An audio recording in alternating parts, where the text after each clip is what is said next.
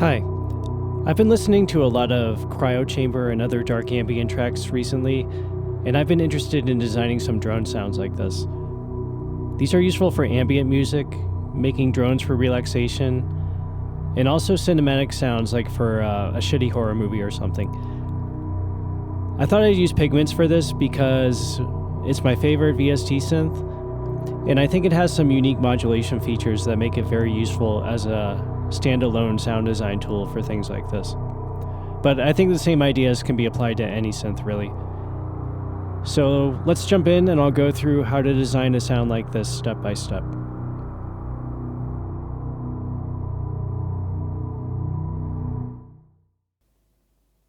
Alright, so we have the default patch in Pigments here set up, which sounds like this. It's just a basic sine wave. So the basic ingredients to get a dark ambient drone are, I think, really just four things. We want to go through to a harmonically rich waveform, filter it pretty heavily with a low pass filter, and then use slower ADSR envelopes for the VCA, and just add a bit of distortion and then a ton of delay and reverb. So I'm going to step through each of those things one by one.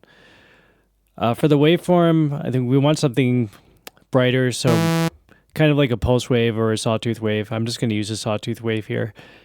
And then we will bring the, use a low pass filter and bring the cutoff down to, I found about 500 hertz seems to work. And I prefer using the 12 dB per octave a filter for things that are more like pads or more like drones to let more of the high end through. I'll bring the resonance up a little bit to flatten it. And Pigments has a bunch of filter modes. I don't really have any particular reason to pick one over the other, so I'll just pick one. Let's go with the SEM filter. And what do we have now? So we have something like that, and I'm gonna go to the VCA envelope and just make the attack, decay, and release times a lot slower, and I'll bring the sustain down just a little bit. So we get something that kind of has more of a pad-like character.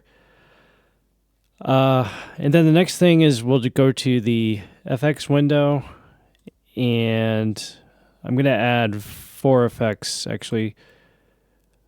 On the FXA bus, we'll use a distortion, a delay, and a reverb. Let's turn the distortion off for a second and focus on the delay and reverb. Let's set the time to like maybe around half a second. Let's use a ping pong mode just for fun. Bring the filter down a bit, and I don't want too much feedback here. So I think I'll try that.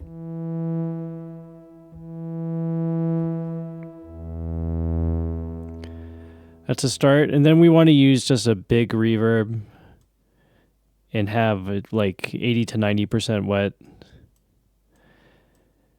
I'll adjust the filters a little bit and bring the pre-delay down.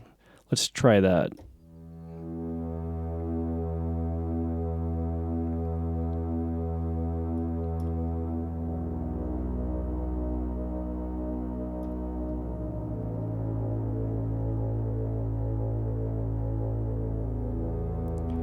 So yeah, that's really basically it. We're kind of like almost there already, but we can make it a lot more interesting. Let's try that distortion. That seemed to work for me pretty well earlier.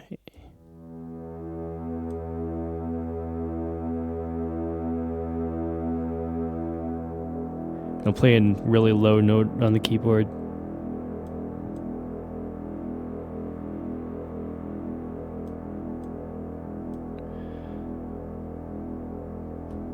All right, I think that works. I'm going to add one more effect to the end of it and go to the FXB bus, and I'm going to put a multiband compressor on there. think a regular compressor is probably okay too, but this one allows you to shape the sound a little bit more. And I'm adjusting the compression ratios here. I don't want it to be too much, so I'll make it like 8:1 or so. And let's adjust the cutoff frequencies. So the bass we'll put it around 250 to 300, and then I'll bring this guy down.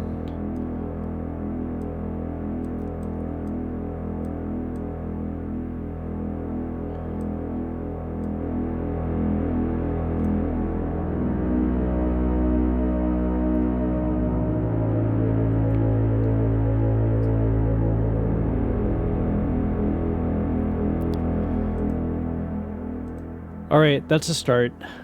And I think basically any synth can do what I just did. But let's take advantage of Pigments and see what else we can do here. So the first thing I'm going to do is I'm going to change the wave. Actually, before I even do that, let's add a little bit of unison. Yeah, should have done that to begin with. But let's use a more, since we're in a real wavetable synth here, let's use a more interesting waveform. So I think let's go to synthesizers and let's try acid binge.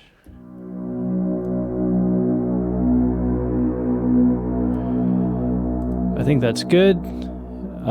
Let's turn on Engine 2 to another wavetable synth.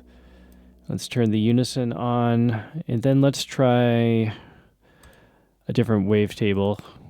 Let's try this one.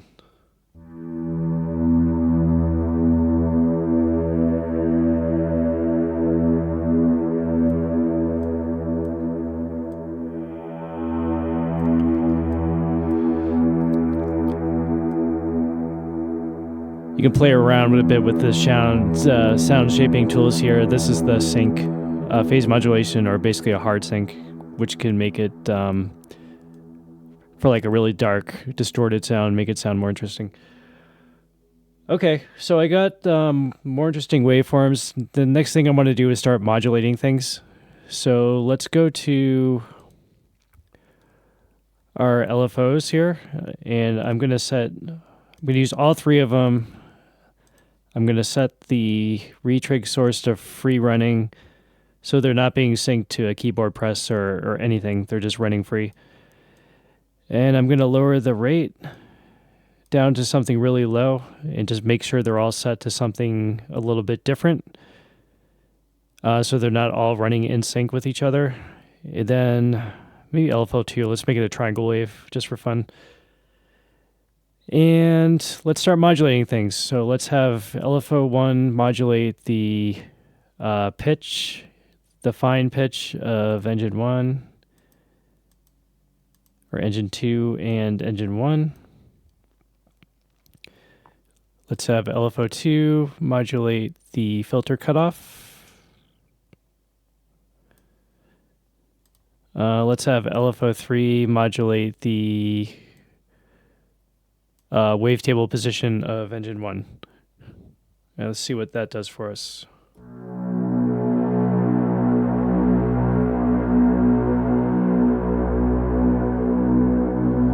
We'll just hold the note for a while and listen to how the sound evolves.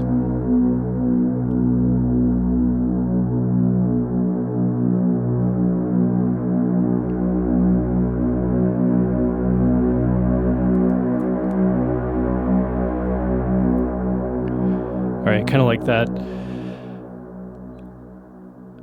All right, so we also have a utility engine here. Why don't we add a bit of noise? Let's turn that noise source on and take a look at texture. Which ones here sounds interesting? Oh, how about fake rain?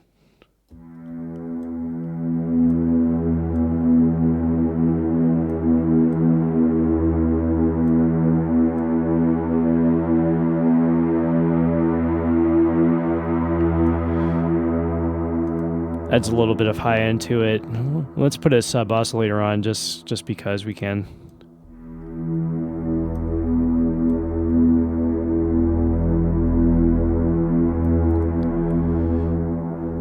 All right, that's a start. All right, let's modulate more things. So we've used all three of our LFOs, but that's not a problem because these three functions here, you can basically use them as an LFO. And to do that, let's go to function 1, and let's draw a shape here to make it look like a triangle wave. And let's make the bipolar and turn the rate way down just like we did with the LFOs. And let's do the same for function 2, bipolar,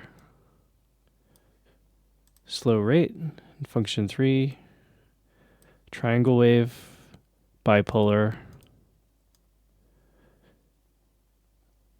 slow rate. So now I basically have 3 new triangle wave LFOs that I can use to modulate other things. So let's take function 1 and modulate the position of wavetable position of engine 2. Let's take function 2 and modulate the I don't know, noise tune maybe. And function 3, let's try setting up a second filter here. And I'd set up a multi-mode notch filter here, which is in series after filter 1. And let's use, let's turn that to a 24 notch filter, turn the resonance up, bring this down, and then use function 3 to modulate the frequency of that. So let's listen to what that gives us now.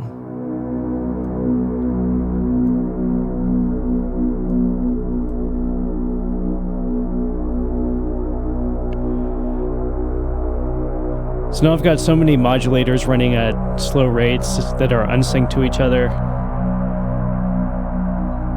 that the sound's basically never going to repeat. It's going to just constantly evolve and sound a lot more interesting this way. So the modulation is really key, I think.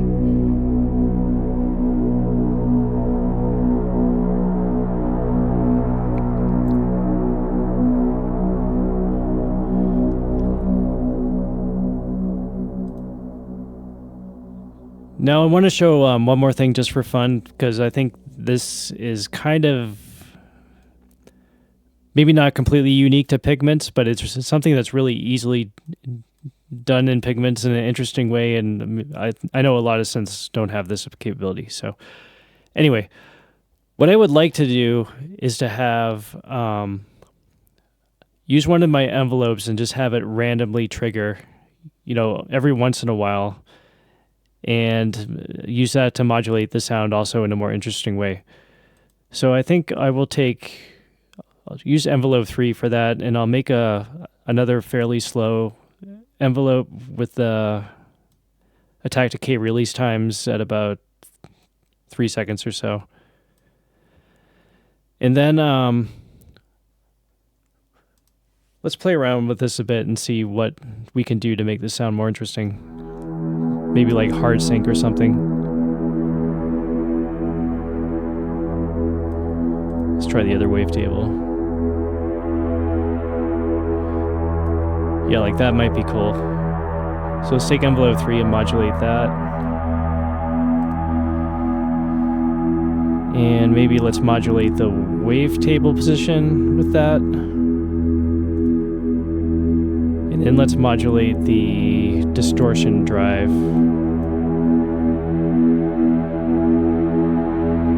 With that, that's good. Okay, so right now envelope 3 is modulating those, but it's being re-triggered by my keyboard. So, but you can change the re-trigger source of this and have one of your other modulation sources trigger it. So I'm going to set this to random 1. And basically use this random source to trigger the envelope. And I'm going to set this to binary. Bring the probability down to like 20%. Again, kind of like lower the rate. And set it to free running. So you'll see like it'll stay at 0, and then every once in a while it'll go up to a value of 1. And when it goes up to, when it rises from a value of 0 to 1, it's going to trigger envelope 3. I wonder if we can see that happening. Come on, trigger. Yep, there it goes. And you see when it went up, that envelope 3 got triggered. So I'll bring that down like that. And let's listen.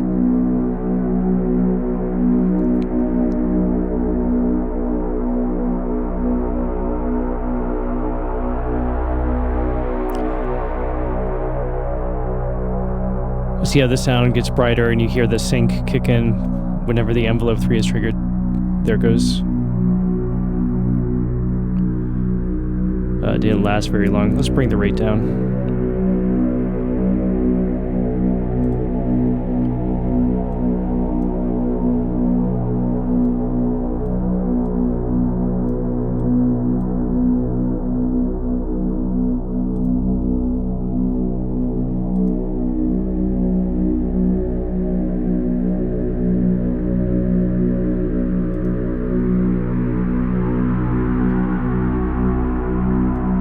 I like that. That sounds nice.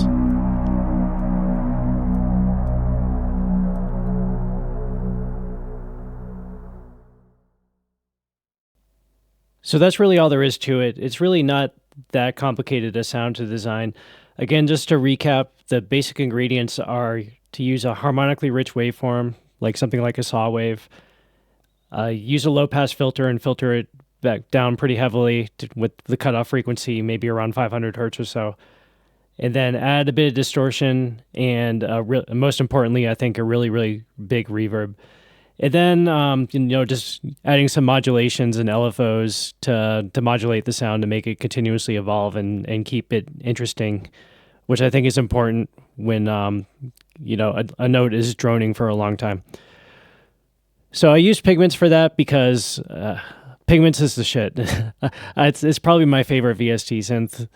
Just in terms of its sonic possibilities and the interface and how easy it is to work with. But you don't need to pay for something like that if you really don't want to. You can use stock plugins and stock effects. And kind of just to prove that, I set up something similar using Ableton's Wavetable synth, the stock saturator, echo for delay, and just the stock reverb and the multiband dynamics plugin. All standard instruments and effects that come with Wavetable, and this is what it sounds like.